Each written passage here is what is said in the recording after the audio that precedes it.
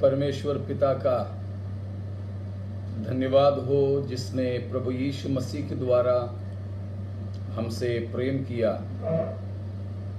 और अपने पवित्र आत्मा के द्वारा हमें छुटकारे के दिन के लिए मोहर लगाया है।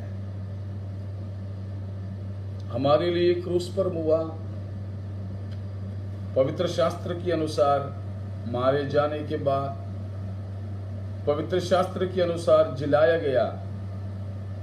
हमारे प्रभु यीशु मसीह के नाम में तमाम प्रेक्षकों को और तमाम श्रोताओं को जय मसीह की। आइए आज भी ये तीसरा दिन हमारे त्रिएकत्व के या त्रिएकत्व परमेश्वर के प्रकाशन के बारे में हमारे शिक्षण के ये आखिरी दिन प्रार्थना के साथ हम प्रारंभ करें।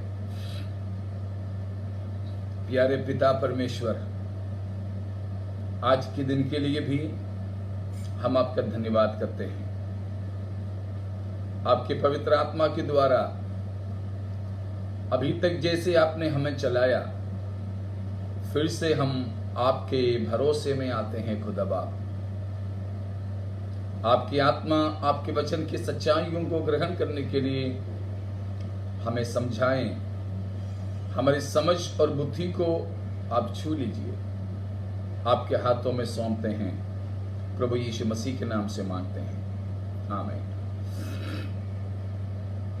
अजीजों, परमेश्वर ने पिछले 2 दिन पवित्र शास्त्र बाइबल में दिया गया ईश्वरीय प्रकाशन के सिलसिले में थोड़ा सा कुछ देखने के लिए हमें परमेश्वर ने मदद किया।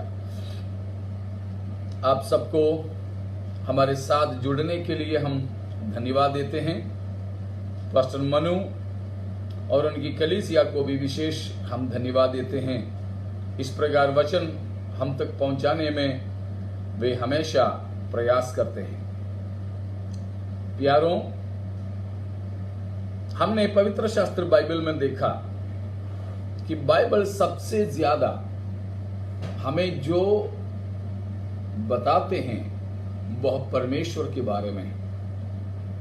बाइबल का सबसे पहला वचन ही परमेश्वर अस्तित्व में है उस उद्घोषणा के साथ में प्रारंभ होता है। तो बाइबल परमेश्वर का वचन है। उस वचन हमें परमेश्वर का पहचान देता है। बाइबल का परमेश्वर खुद को प्रकाशित करने वाला परमेश्वर है। जब तक परमेश्वर खुद को प्रकाशित नहीं करें, तब तक कोई भी व्यक्ति परमेश्वर को जान नहीं सकेंगे, क्योंकि परमेश्वर हमारे छोटी सी बुद्धि के अंदर परिभाषित नहीं हो सकता है। हमारे छोटी सी दिमाग में परमेश्वर को समाना संभव नहीं है। सारे सृष्टि में परमेश्वर अगर अपने आप को सीमित नहीं करें तो समाये नहीं सके।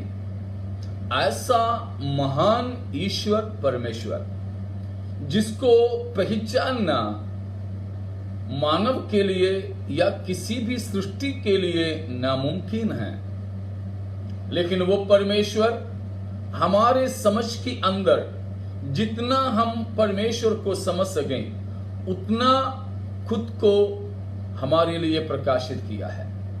इसीलिए मैं बाइबल के परमेश्वर को स्वयं प्रकाशित करने वाला परमेश्वर, स्वयं प्रकट करने वाला परमेश्वर, सेल्फ रिवीलिंग गॉड बुलाना पसंद करता हूं। तो वो परमेश्वर सर्वप्रथम मनुष्य की चित्त में, अंतःकरण में, विवेक में अपना पहचान दिया है। इसलिए है किसी ने ऐसे पूछा था, कोई वैचारिक व्यक्ति ने, कि बंदर जैसे दिखने वाला मनुष्य और मनुष्य जैसे दिखने वाला बंदर, इन दोनों में क्या अंदर? सबसे खास अंदर तो यही है कि बंदर या बाकी किसी भी सृष्टि लीजिए, उन किसी में भी ईश्वर का पहचान नहीं है, सनातन परमेश्वर का पहचान नहीं, सनातन जीवन का पहचान नहीं, और एक नैतिकता का पहचान नहीं, लेकिन मनुष्य के अंदर चाहे घने गहरे जंगलों के अंदर रहने वाले जंगलवासियां भी हो या पुराने जमाने में रहे हुए लोग भी क्यों न हो, हर किसी के अंदर परमेश्वर ने अपना पहचान में एक प्रकाश दिया हुआ है। तो परमेश्वर अपना पहचान दिया मनुष्य की अंतःकरण में।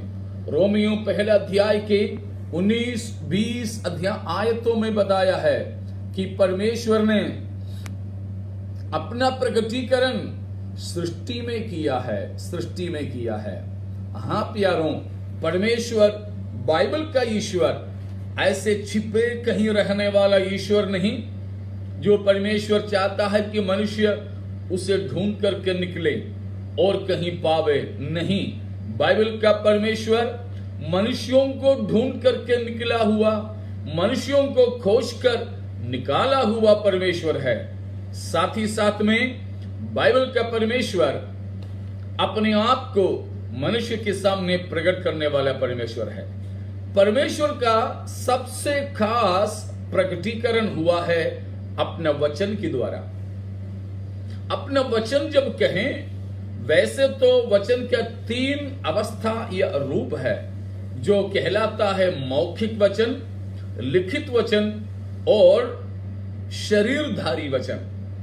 उनमें से तीनों के द्वारा परमेश्वर अपना पहचान तो देते हैं, लेकिन खास तौर पर परमेश्वर अपना पहचान देने वाला, प्रकटीकरण देने वाला वचन के 2 पहलू, एक है लिखित वचन यानी पवित्र शास्त्र बाइबल, दूसरा है जीवित वचन यानी देहधारी वचन हमारे प्रभु यीशु मसीह। इसलिए यह कहलाता है कि लिखा गया वचन परमेश्वर के प्रकाशन के सुनने और पढ़ने वाला पहलू है, जबकि देहधारी वचन यीशु मसीह परमेश्वर का दिखने वाला प्रकाशन है। हाँ प्यारों, इसलिए मैंने सबसे पहले दिन ही बताया था कि पवित्र शास्त्र, परमेश्वर के वचन, पवित्र शास्त्र, लिखित वचन अगर परमेश्वर की प्रेरणा से लिखा गया और अटल वचन तथा कभी गलत नहीं होने वाला वचन मानने वाले किसी भी व्यक्ति को इस बाइबल में प्रकाशित किया गया, परमेश्वर को त्रिएक परमेश्वर पहचानने में कोई दिक्कत नहीं है, कोई दिक्कत नहीं।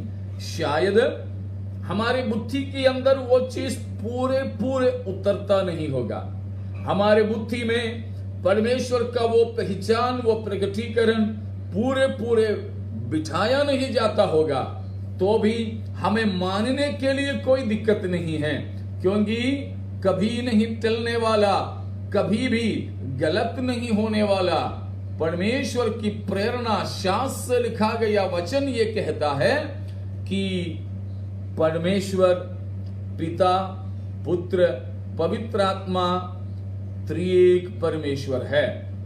इसीलिए आज मैं सीसी रायुरी नाम का एक व्यक्ति ने बताया वक्तव्य या परिभाषा उसी विषय में देना चाहता हूं। त्रिएकत्व के बारे में, ट्रायूनिटी के बारे में उन्होंने कहा हुआ एक बात ऐसे है, there is only one God but in the unity of the Godhead there are 3 eternal co-equal persons, the same in substance but distinct in subsistence। अर्थात एक ही परमेश्वर है। बाइबल प्रकाशित करने वाला परमेश्वर के बारे में बताता है एक ही परमेश्वर है, लेकिन परमेश्वरत्व की एकता में 3 व्यक्तियां हैं जो सनातन तथा अस्तित्व में समान हैं, सार में एक ही, पर गुजर बसर या पहचान में 3 है। फिर से मैं बताता हूं क्या है त्रिएकत्व, बाइबल का ईश्वरीय दर्शन क्या है। फिर से मैं बताऊं, एक ही परमेश्वर है, लेकिन परमेश्वरत्व की एकता में, जुड़ाई में 3 व्यक्तियां पाए जाते हैं। पिता, पुत्र, पवित्र आत्मा, 3 व्यक्तियां पाए जाते हैं जो सनातन है और उस अस्तित्व में समान है। सनातन और समान है तीनों ही, सार या सारांश में एक ही, परंतु पहचान में 3 है। उसको फिर से 3 शब्दों में हम संक्षिप्त ऐसे कर सकते हैं कि एक ही परमेश्वर है, अर्थात अस्तित्व, बीइंग। दूसरी बात, 3 व्यक्तियां हैं, पर्सन्स, पर्सनालिटी, पर्सन्स। व्यक्ति 3 हैं, नाम हमें मालूम है, पिता, पुत्र और पवित्र आत्मा, लेकिन तीनों व्यक्ति परमेश्वर है। सावधान, परमेश्वरे नहीं, 3 व्यक्तियां गॉड्स नहीं, तीनों गॉड है, परमेश्वर है। परमेश्वरे बहुवचन का इस्तेमाल करोगे तो फिर त्रिमूर्तियां बन जाएंगे, 3 अलग अलग ईश्वर बन जाएंगे। नहीं, उनमें बिल्कुल सावधान, एक ही परमेश्वर, 3 व्यक्तियां, तीनों ही परमेश्वर है।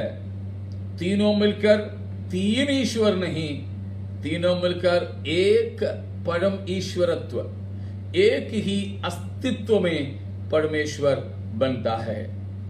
इसीलिए उस बात को बहुत ही अच्छे से समझें। अर्थात क्या पिता परमेश्वर परमेश्वर है? बिल्कुल।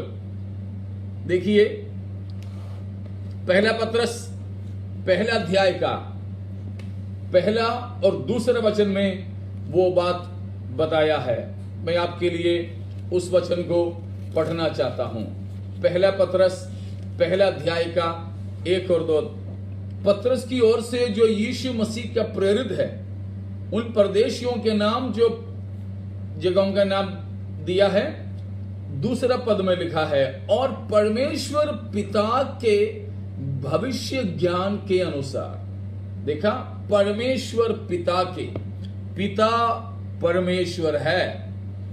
दूसरी बात, यीशु मसीह परमेश्वर है, पुत्र यीशु मसीह परमेश्वर है। हाँ, शानदार घोषणा बाइबल उसके बारे में कहते हैं। 3 वचन मैं आपके सामने रखूं, और भी ज्यादा है, लेकिन खास तौर पर 3। परमेश्वर पिता के बारे में ज्यादा वचन मैंने इसलिए नहीं दिया क्योंकि अधिकांश लोगों को परमेश्वर पिता के परमेश्वर होने में किसी का शक नहीं।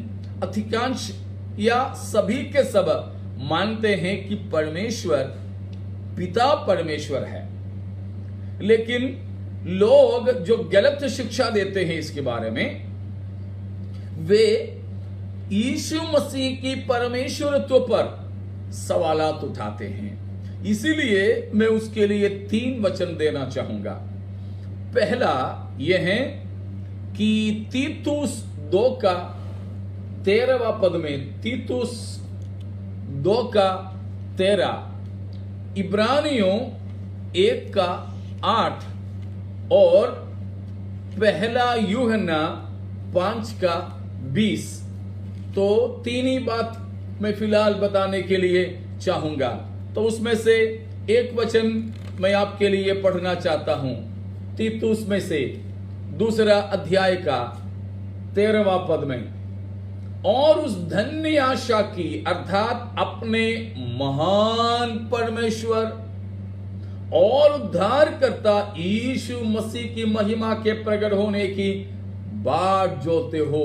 देखिए, हमारे प्रभु यीशु मसीह के बारे में बाइबल क्या बताता है? महान परमेश्वर और उद्धारकर्ता। हालेलुया, यीशु परमेश्वर है। और पहला यूहन्ना 5 का 20 भी मैं आपके सामने रखना चाहता हूं, जिसमें भी बहुत ही शानदार तरीके से यूहन्ना प्रेरित ने प्रभु यीशु मसीह की परमेश्वरत्व को साबित किया है। उसमें लिखा है, और ये भी जानते हैं कि परमेश्वर का पुत्र आ गया है और उसने हमें समझ दी है कि हम उस सच्चे को पहचानें और हम उसमें जो सत्य है अर्थात उसके पुत्र यीशु मसीह में रहते हैं। सच्चा परमेश्वर और अनंत जीवन यही है। यीशु मसीह के लिए यहां कहा है सत्य, परमेश्वर का पुत्र, और यह भी कहा यीशु मसीह सच्चा परमेश्वर है और अनंत जीवन है। Jesus Christ is the true God and the eternal life. हाँ प्यारों, यीशु मसीह केवल एक चमत्कार करता नहीं, यीशु मसीह एक सेमी गॉड, आधा ईश्वर नहीं, बहुत से लोग जैसे सोचते हैं। यीशु मसीह केवल एक अवतार नहीं, यीशु मसीह और कोई सृष्टि के समान नहीं, परंतु बाइबल कहता महान परमेश्वर है, सत्य परमेश्वर है, जीवित परमेश्वर है और वही अनंत जीवन है। तो यीशु मसीह परमेश्वर है। फिर लोगों में शक यह होता है, क्या पवित्र आत्मा परमेश्वर है? अवश्य। बाइबल पवित्र आत्मा की परमेश्वरत्व के बारे में क्या कहते हैं? पहले हम देखेंगे प्रेरितों के काम 5 अध्याय, प्रेरितों के काम 5 अध्याय के 3 और 4 पद में उसके बारे में लिखा हुआ है। लिखा ऐसे है, परंतु पतरस ने कहा, हे अननिया, शैतान ने तेरे मन में यह बात क्यों डाली है कि तू पवित्र आत्मा से झूठ बोले और भूमि के दाम में से कुछ रख छोड़े? जब तक वो तेरे पास ही रही क्या तेरी ना थी? और जब बिक गई तो क्या तेरे वश में ना थी? तूने ये बात अपने मन में क्यों विचारी? तू मनुष्यों से नहीं परंतु परमेश्वर से झूठ बोला। 3 पद में बताया पवित्र आत्मा से तूने झूठ बोला। उसकी परिभाषा 4 पद में पतरस ने दिया, तू मनुष्यों से नहीं परंतु परमेश्वर से झूठ बोला। तो बोलिए प्रभु के लोगों, पवित्र आत्मा क्या परमेश्वर है? जरूर। बाइबल कहता है कि पवित्र आत्मा परमेश्वर है। और साथ ही साथ में इब्रानियों की पत्री 9 अध्याय का 14 पद भी मैं आपके सामने रखने के लिए चाहता हूं। इब्रानियों 9 का 14, जिसमें लिखा है, मसीह का लहू जिसने अपने आप को सनातन आत्मा के द्वारा परमेश्वर के सामने निर्दोष चढ़ाया। यहां पवित्र आत्मा के लिए बाइबल ने दिया नाम है सनातन आत्मा। हाँ प्यारों, मैंने पहले ही कहा त्रिएकत्व का मूल सिद्धांत दिए हैं कि परमेश्वर पिता परमेश्वर है, पुत्र मसीह यीशु परमेश्वर है, पवित्र आत्मा परमेश्वर है। वो तीनों का परमेश्वरत्व का सबूत बाइबल के अंदर से हमने पाया है। और यह भी कि पिता सनातन है, पुत्र सनातन पुत्र है, पवित्र आत्मा भी सनातन है।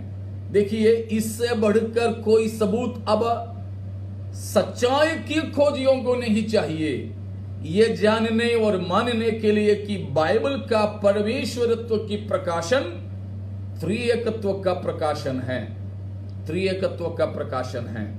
हाँ प्यारों, यह बात मन में ठान ले और जब जब चाहें तो इकरार करते जाएं, हम अपने कलीसिया के लोगों को, हम अपने बाल बच्चों को सिखाते जाएं, पिता, पुत्र, पवित्र आत्मा, त्रिएक परमेश्वर, त्रिएक परमेश्वर, सनातन पिता, सनातन पुत्र, सनातन आत्मा, तीनों ही ईश्वर है। ईश्वरत्व में किसी में भी कोई कमी नहीं, इसीलिए तीनों ही आराधना के योग्य है, तीनों ही भय के योग्य हैं, तीनों ही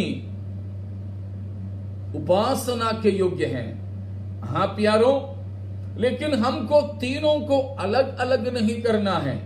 पिता को अलग, पुत्र को अलग, पवित्र आत्मा को अलग नहीं करना, क्योंकि they are eternally undividedly united together in eternal love and harmony. फिर से मैं बताता हूं, त्रिएक परमेश्वर को एक एक करके जुदा नहीं किया जा सकता है। इसलिए हैं कुछ लोग, जैसे वो गाना है ना, पिता तेरी आराधना हो, ऐसे अलग अलग करके हम पिता, पुत्र, पवित्र आत्मा को करने की जरूरत नहीं है, क्योंकि eternally they are undividedly united together in eternal loving harmony. तो सनातन प्रकार के एकता में विभाजित नहीं किया जा सकता, अविभाजित, विभाजित किए नहीं जा सकने वाले एकता में, प्यार में तीनों ही एक साथ जुड़े हुए हैं। इसलिए उनको आप अलग अलग नहीं कर सकते हो। We cannot divide the Trinity into three. Undividedly united together, eternally united together, harmoniously united together. सनातन तौर पर जुड़े हुए हैं, अविभाजित तौर पर जुड़े हुए हैं। उनको बांटे नहीं जा सकते, विभाजित नहीं किए जा सकते तीनों, और हार्मोनियसली यूनाइटेड टुगेदर, इतना प्रेम भाव से, इतना एकता की भाव से जुड़े हैं कि हम उनको अलग नहीं कर सकते।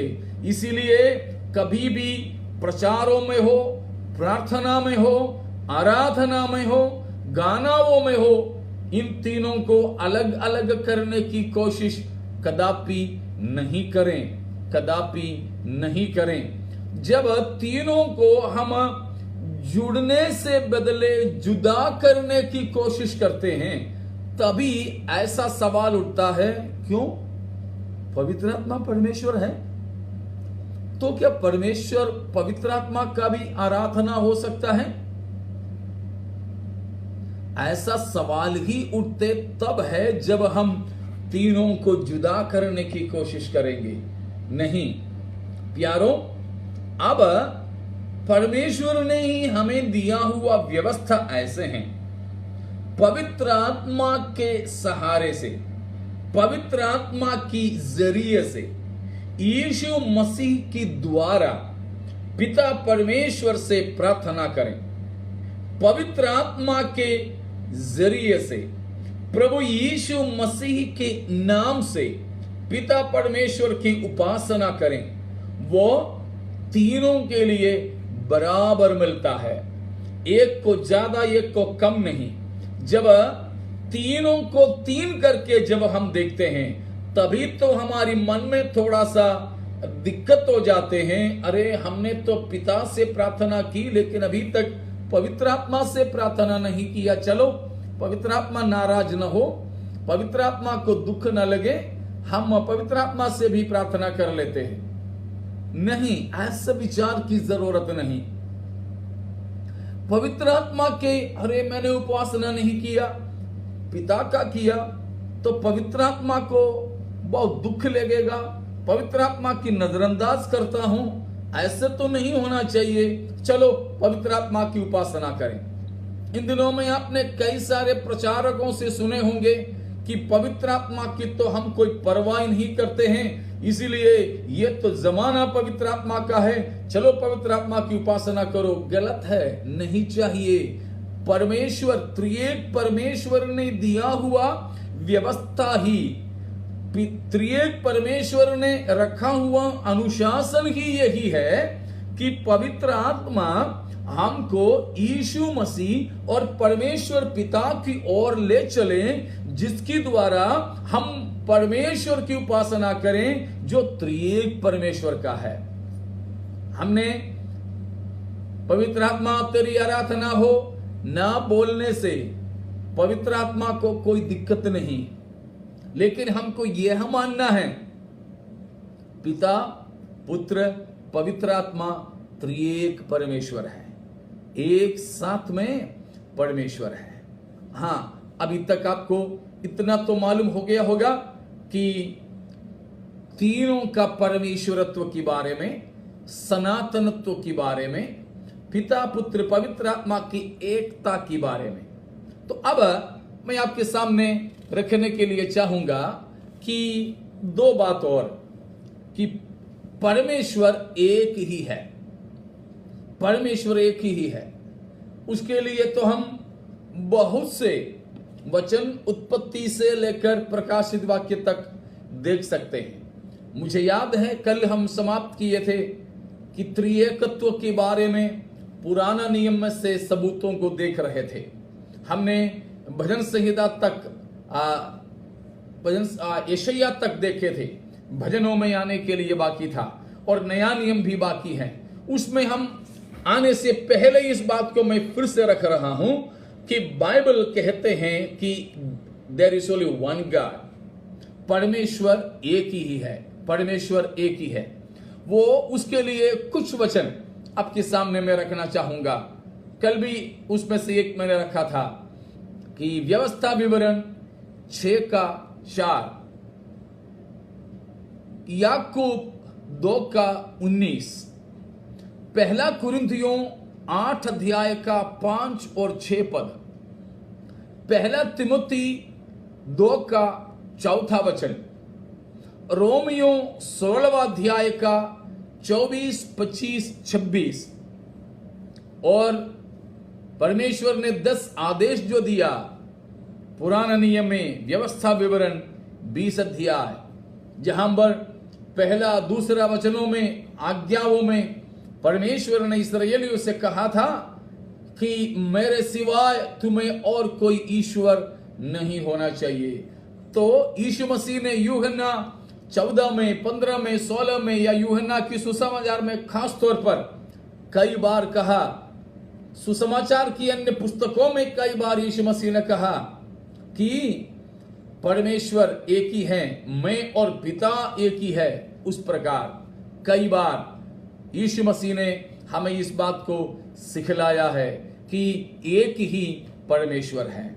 हाँ, इसीलिए हम एक से अधिक ईश्वरों पर विश्वास करने वाले नहीं, बहुत्व में ईश्वर के बहुत्व यानी बहु ईश्वरीय वाद वाले नहीं हैं मसीही लोग।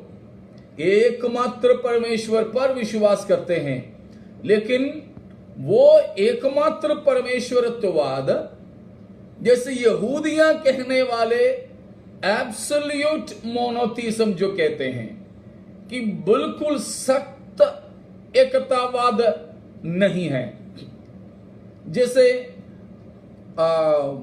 इस्लाम भाई लोग जैसे मानते हैं एक ही खुदा, उस प्रकार का एक सख्तता से नहीं है। परंतु बाइबल, मसीही विश्वास में बाइबल प्रस्तुत करने वाला एकत्व त्रिएकत्व है, त्रिएकत्व है। इसीलिए बाइबल में जहां कहीं पर भी परमेश्वर एक ही है करके बता दें तो उसका मतलब यह हो गया कि त्रिएक परमेश्वर, और उसी के साथ साथ परमेश्वर में हम बहुत्व को देखते हैं, बहुत्व को देखते हैं। उसके लिए कल भी हमने देखा उत्पत्ति 1:1, 1:26, 3:22, और उस प्रकार चलते चलते चलते हम जब आते हैं तो प्रकाशित वाक्य में से भी मैं 2-3 वचन आपके सामने रखूं। प्रकाशित वाक्य 21 अध्याय का 22वां पद, वहां पर हम देखते हैं कि परमेश्वर का सिंहासन और मेमने का सिंहासन। परमेश्वर को भी मेमना, आपको मालूम है मेमना कौन है? परमेश्वर की मेमना कहलाने वाला प्रभु यीशु मसीह। तो दोनों को दो करके देखते हैं। उसी प्रकार 22 अध्याय का पहला और दूसरा पद में हम देख सकते हैं। और प्रकाशित वाक्य पहला अध्याय उसका 4, 5, 6 में भी हम परमेश्वर की बहुत्व को देखते हैं। बहुत्व ही क्या है?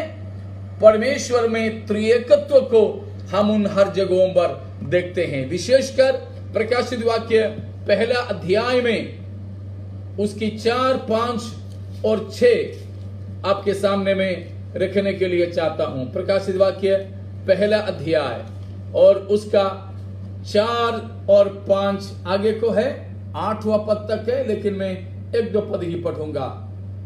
और उसमें लिखा है 1:4 में, यूहन्ना की ओर से आसिया की 7 कलीसियाओं के नाम, उसकी ओर से जो है और जो था और जो आने वाला है। कौन है ये जो है, था और आने वाला? पिता परमेश्वर के बारे में बताया। उसके बाद में कहा, और उन 7 आत्माओं की ओर से जो उसके सिंहासन के सामने है। पिता परमेश्वर के सिंहासन के सामने हम पवित्र आत्मा को देखते हैं। पवित्र आत्मा को देखते हैं। पवित्र आत्मा के 7 प्रकार की विशेषता या नामों को लेकर यहां बताया। 7 आत्मा, वैसे अलग अलग 7 आत्मा नहीं, जैसे यशायाह की पुस्तक 11 अध्याय में बताया 1-2 पदों में, तो 7 खासियत पाक रूह के बारे में है, उसको लेकर के यहां बताया है कि 7 आत्माएं। तो पिता को हमने देखा, पवित्र आत्मा को यहां हमने देखा। उसके बाद 5वां पद में हम पढ़ते हैं कि यीशु मसीह की ओर से, फिर यीशु मसीह के बारे में काफी बातें बताया, वो मैं पढ़ना नहीं चाहूंगा। तो देखिए 4 और 5 पद में प्रकाशित वाक्य में हम ईश्वरत्व में बहुत्व को देखते हैं। बहुत्व यूं ही बोल करके छोड़ने की बजाय हम तृत्व को देखते हैं। तृत्व को देखते हैं। पिता, पवित्र आत्मा और प्रभु यीशु मसीह, इसीलिए हम त्रिएकत्व बोलते हैं। हाँ प्यारों, हमारे परमेश्वर त्रिएक परमेश्वर हैं। अब मैं कल जो बता रहा था उसके बाकी भी बताकर समाप्त करने के लिए चाहूंगा। तो परमेश्वर बाइबल में बताया गया एक ही ईश्वर है अस्तित्व में, ठीक है? अस्तित्व में एक ही ईश्वर है, लेकिन व्यक्ति में 3 हैं। 3 व्यक्तियां मिलकर जुड़कर एक ही ईश्वर, अलग अलग बांटे जाने वाले नहीं, बिल्कुल भी अविभाजित तौर पर एक साथ जुड़कर रहने वाला हमारा परमेश्वर, हमारे परमेश्वर। और कल हमने देखा था कि पुराने नियम में ये त्रिएकत्व के सबूतों को, उसमें हम यशायाह की पुस्तक तक देखे थे।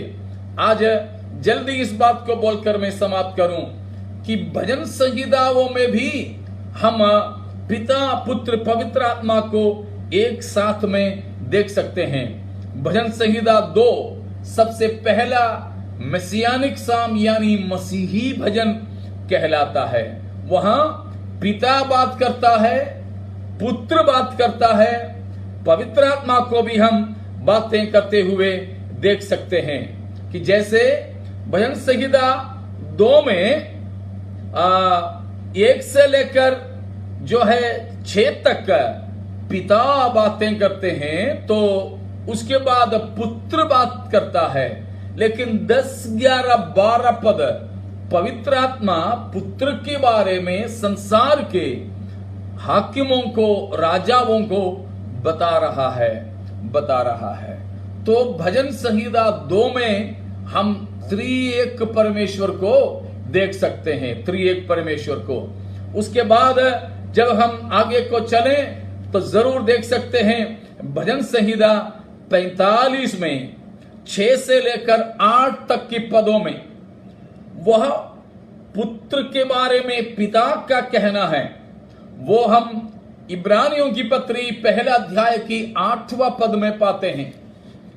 इब्रानियों पहला अध्याय का 8 और 9 पद, भजन संहिता 45 का 6, 7, 8 पदों को उठा करके लिखा, बताया पिता ने पुत्र के बारे में कहा, पिता ने पुत्र को परमेश्वर करके पुकारा है, सनातन है करके बताया है। हां, भजन संहिता 2, 1 से 9 तक की बातें हम प्रेरितों के काम 4 का 24 में देख सकते हैं।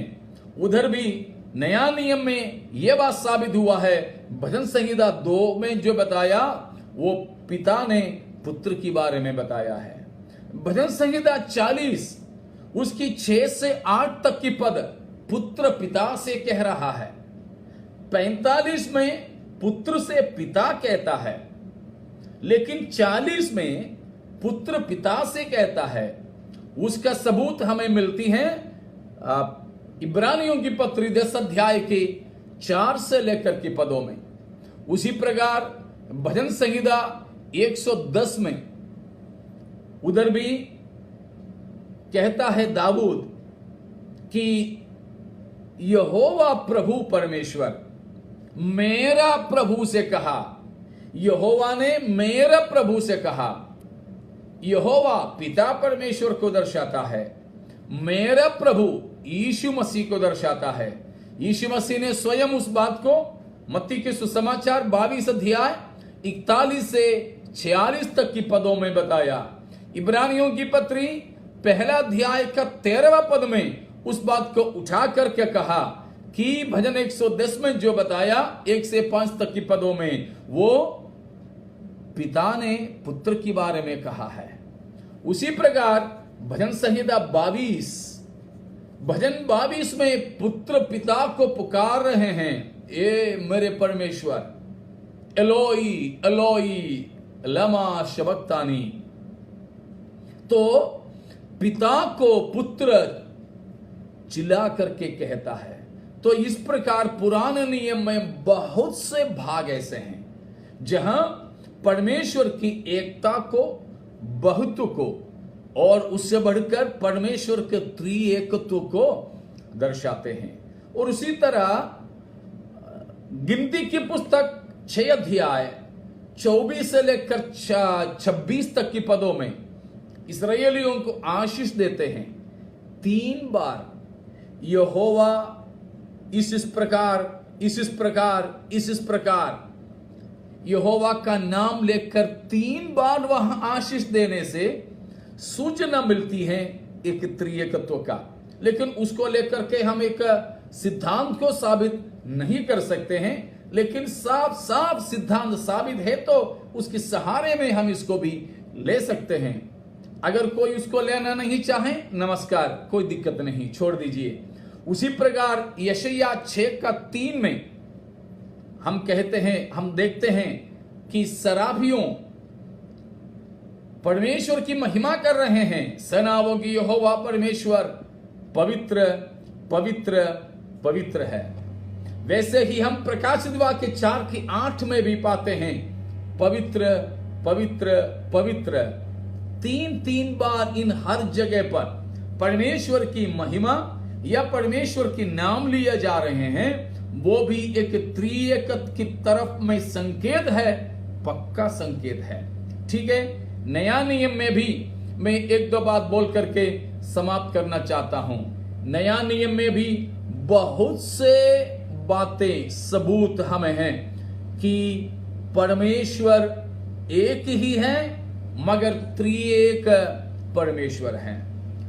यीशु मसीह की जन्म के सिलसिले में देखिए, मसीह की जन्म के बारे में मरियम और यूसुफ को जब बातें किया तो वहां पर हम पाते हैं मत्ती 1 का 18 और 20वां पद, लूक का 1 का 35वां पद, तीनों को देखते हैं। जिब्राइल मरियम से कहता है कि परमेश्वर का सामर्थ तुम पर छाया करेगी और तुम्हारे अंदर पवित्र आत्मा के द्वारा एक पवित्र प्रजा उत्पन्न होगा जो परमेश्वर का पुत्र कहलाएगा। देखा, महान परमेश्वर का सामर्थ, पिता का सामर्थ, पवित्र आत्मा के द्वारा परमेश्वर का पुत्र जनेगी। यीशु मसीह की जन्म में हम त्रिएकत्व को देखते हैं। उसके बाद यीशु मसीह की बपतिस्मा में हम देखते हैं यूहन्ना 3 का 16 और 17, लूक का 3 का 22। यीशु मसीह पानी में बपतिस्मा लेकर उभर रहे हैं, पवित्र आत्मा कबूतर की नाई उतर रहे हैं, पिता आकाशवाणी दे रहे हैं। बपतिस्मा में भी हम तीनों को एक साथ देखते हैं।